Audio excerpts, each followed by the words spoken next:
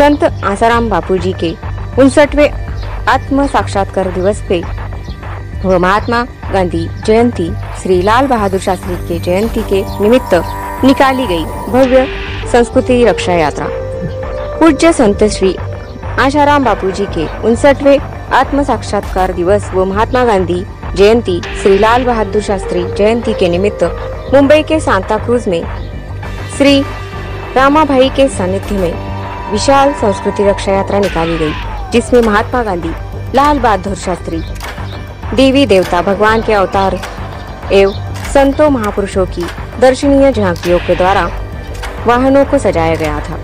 यात्रा में बड़ी संख्या में कीर्तन करते हुए भाई, माताएं, बहनें एवं बच्चे भी शामिल थे। इस संस्कृति रक्षा यात्रा का आयोजन श्री योग वेदांत सेवा समिति व युवा सेवा संघ मुंबई ठाणे द्वारा किया गया था।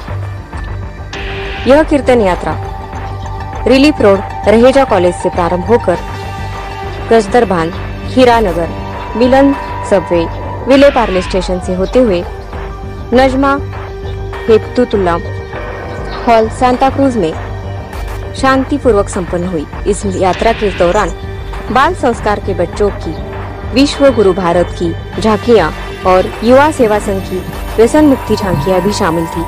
यात्रा में शामिल भक्तों में रोष देखने को मिला। उनका कहना है कि जब सारे दोषियों को न्यायपालिका और सरकार बेल दे रही है, तो बुजुर्ग निर्दोष संत को 10 वर्षों से एक दिन का भी बेल न देना राजनेताओं की मानसिकता पर सवाल खड़ा करता है।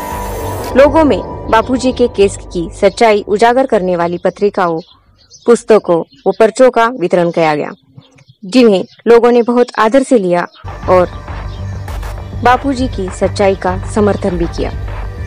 संत श्री आसाराम बापूजी बापू कहते हैं, आत्म साक्षात्कार हर मनुष्य का जन्म सिद्ध अधिकार है।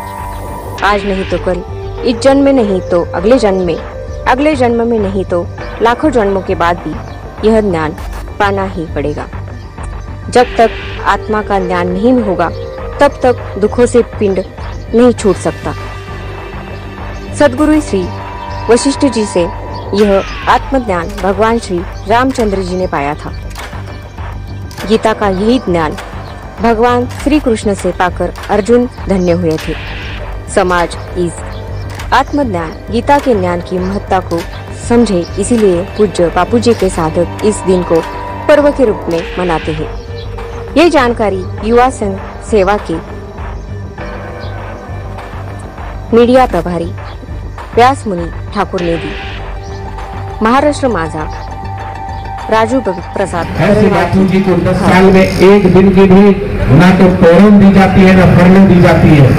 सुप्रीम कोर्ट का लॉ भी कहता, सुप्रीम कोर्ट के जज ने भी कहा है, जो सजा याफ्ता जिनको सजा सुना दी गई है और 60 साल से ऊपर के जो लोग, उनको जेल से रिहा कर देना चाहिए। लेकिन इसके बावजूद भी, सुप्रीम कोर्ट के ऑर्डर के बावजूद भी बापूजी को एक दिन की भी पैरोल नहीं मिलती। जानबूझकर सोची समझी साजिश और षड्यंत्र किया गया है विदेशी ताकतों के द्वारा। कौन है इसके पीछे? इसके पीछे वो लोग हैं जो भारतीय संस्कृति को मिटाना चाहते हैं। और आप समझ सकते हैं, भारत आज विश्व की महान शक्ति के रूप में उभर रहा है और लोग नहीं चाहते। आज भारत युवा है और युवा को पथभ्रष्ट करने के लिए विदेशी ताकतें लगी हुई है। और ऐसे विदेश की मीडिया भी, भारत की बहुत सारी अच्छी मीडिया है जो हमारी भारतीय संस्कृति का प्रचार करती है, लेकिन आज विदेश की कुछ मीडिया जो सिर्फ और सिर्फ इस मुंबई के पाल घर में क्या हुआ था, उन संतों ने किसका क्या बिगाड़ा था, ऐसे पाल घर में लोगों ने ऐसे संतों को कूट के, पीट के उनको मार दिया। उड़ीसा के लक्ष्मणानंद जी के ऊपर क्या हुआ? वो संत जो भारतीय संस्कृति का प्रचार प्रसार करते हैं, सिर्फ ऐसे ही संतों को क्यों टारगेट किया जाता है? दूसरे धर्म के धर्मगुरु पादरी लोग ईसाई बना करके धर्मांतरण कर रहे हैं। भोले भाले लोगों को आदिवासी क्षेत्रों में जाकर के और पैसे का प्रलोभन देकर के उन्हें ईसाईकरण में परिवर्तित किया जा रहा है। महाराज, ये संस्कृति रक्षा यात्रा का मुख्य उद्देश्य क्या है? संस्कृति रक्षा यात्रा का मुख्य उद्देश्य है कि ये भारत जागृति यात्रा है। संस्कृति की रक्षा अर्थात धर्मो रक्षति रक्षता, जो धर्म की रक्षा करेगा, धर्म की रक्षा करेगा। जैसे तुलसी माता को रोज हम जल चढ़ाते हैं, तुलसी की अगर हम सेवा करते हैं तो तुलसी हमें ऑक्सीजन देती है, 20 घंटे ऑक्सीजन और 4 घंटा ओजोन देती है। आज इतनी बड़ी यात्रा लगी है, अगर हम रक्षा करते हैं तो गौ माता हमें दूध देती है।